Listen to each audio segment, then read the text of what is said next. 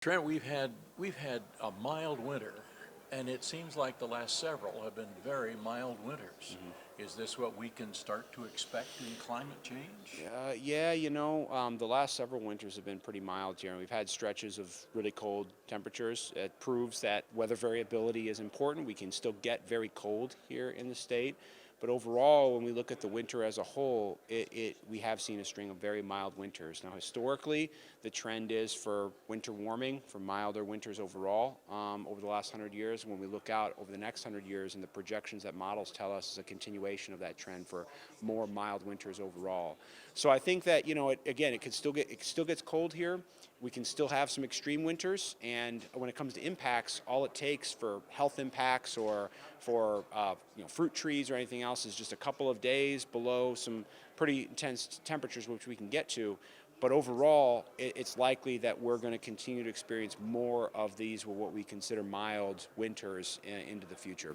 And it seems like the ice on the Mississippi, the Ohio, the river, Illinois rivers melted quicker. We didn't have much to impede barge traffic over the winters, Yeah. and river flows have really become a major issue anymore.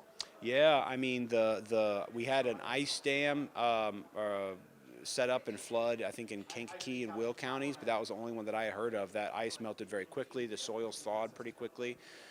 So yeah, I mean the rivers have been flowing pretty high, which is I mean, given that the next couple weeks looks dry, there's not really a big risk of serious flooding across the region. That and to see the big rivers come up is actually a good thing. As you mentioned, the last couple of falls we've seen some problems with barge traffic because of low river levels.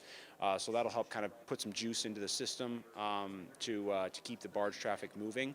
But yeah, I mean, one of the implications of these milder temperatures is that when it does get cold, we can get ice formation, but it doesn't last very long. And the same thing goes for frozen soils as well.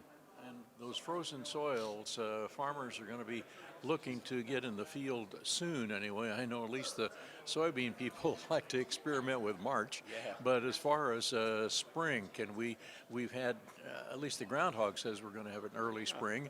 Is he trustworthy? Well, maybe this year. On the whole, I wouldn't trust rodents, but in general. But this year maybe onto something. The outlooks also from the Climate Prediction Center also lean more milder for the spring temperature-wise, and that's the case for March as well. Our soil temperatures right now across the state are running anywhere between 5 and 10 degrees above normal. So right now things are looking okay as far as maybe an early start. We can always get that situation come up where everything looks great in early March, and then you get a big snow or rain or something, and it kind of creates problems. That's always the risk of course, going in early. But right now conditions are looking okay. The topsoil does look a little wet right now across the state, but I will say that the deeper layer soil and the water tables are drier right now, and so that means there's capacity, so that water is going to soak in. And given the next couple weeks will be drier, I think that we'll be looking at maybe some decent looking soils come the first week of March. Last year, the corn had some incentive to put roots down because it was dry. But you think that it may still be dry. I mean, farmers are going to be signing up for crop insurance soon, and so that's one of their concerns. Yeah, so the big telltale here are the water tables, which is the kind of that boundary between unsaturated soil, usually at the top, and the saturated ground, where the water's filling all the pore space. And for the southern half of the state, our water tables right now are still, even after all the precipitation in January, are still about 5 to 10 feet below where they normally are this time of the year. Now they're trending in the right direction, but we're still pretty depressed, which means that area, in Belleville, for example, where we have a good station, normally you'd only have to dig down 3 or 4 feet before you find saturated soil this time of the year. Now you have to dig down about 12 feet.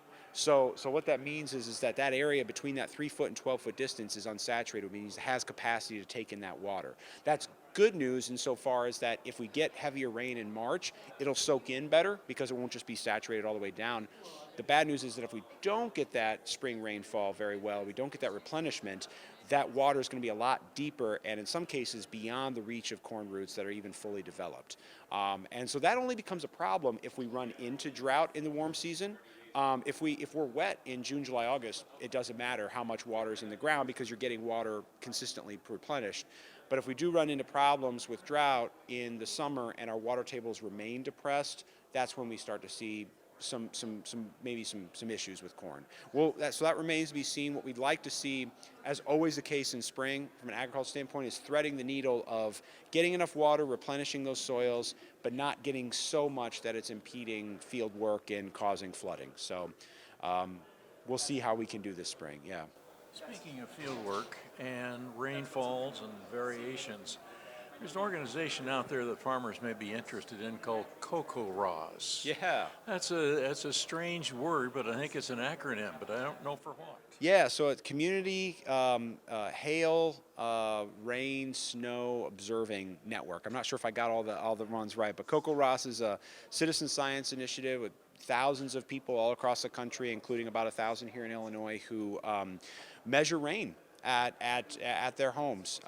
They use a nice standard rain gauge that I guarantee is more accurate than whatever people are picking up for free at the trade show.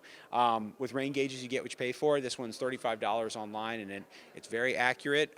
It holds 11.5 inches. Hopefully no one will ever have to fill it up in a day. But the nice thing about it is that you can report either via an app or online how much rain you get in a day. And then you can see all the CocoRaws observers around you. So if you're in Champaign County, especially in Champaign-Urbana, we have dozens of them. So you can see kind of the variability around the area.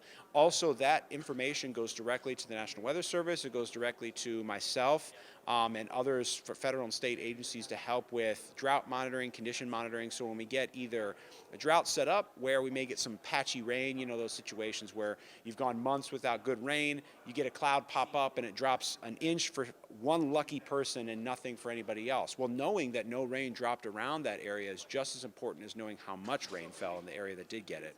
Same way when we get those big bursts of very, very heavy rain in the summertime. Down in southeast Illinois, we had one last year that dropped something like 8 to 10 inches of rain. Radar estimate of 8 to 10 inches of rain. Knowing exactly how much actually hit the ground is really important, and CocoRaws can really help that. So helps with drought monitoring, helps with understanding how much folks are getting. Anybody who's already measuring rain should definitely consider joining the program. It's really helpful, but it's also a lot of fun. I'm thinking about somebody who farms here, and they've got to go about 8 miles over to Grandma's farm and farm hers. That neighbor next door to her may have one of those rain gauges. He may be a CocoRaws participant. Yeah. And you could see how much rain was on Grandma's farm without even having to go over there. That's right. Or Grandma herself may want to measure rainfall, especially if Grandma gardens.